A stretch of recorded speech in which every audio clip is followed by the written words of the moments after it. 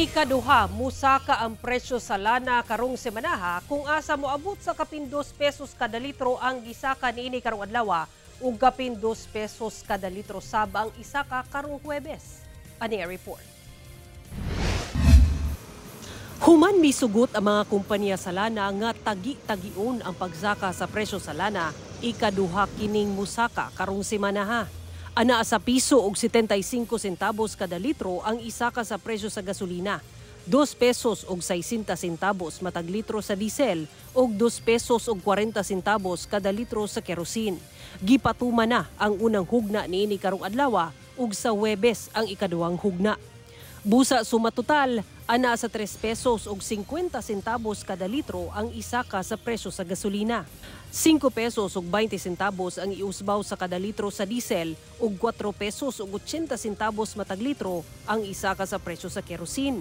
Apan ang ubang motorista sa Davao City, wala kauyon sa ikaduha nga pagpatuman sa usbaw sa presyo sa lana. Hindi, maura maghihapon ko tasir kay pagkaugma masaka naman maghihapon nila. Ape, sahon lang saka. Murag dili gyud makatabang ang rate sa among delivery fee.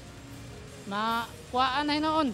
Sumala sa Philippine Amalgamated Supermarkets Association Incorporated, posibleng mabati sa mga konsumante ang taas presyo sa mga palaliton, inig magtaas sab og presyo ang mga manufacturer, kay kinahanglan daw sa manufacturer nga magtaas presyo kung magmahal sab ang bayad para sa distribusyon sa mga produkto. Ginasulayan pa sa GMA Regional TV 1 Mindanao nga makuhaan og pahayag ang Department of Trade and Industry kalabot niini. Hinoon, doon na may fuel subsidy ang gobyerno alang sa mga PUV operator ug driver. Sumala sa Department of Transportation, ginaandam na ang guidelines aron mahibaw-an kung kinsa ang mga otorisadong makadawat niini. Kauban si Jojo Solarte, Sara Hilomen Velasco. 1 Mindanao.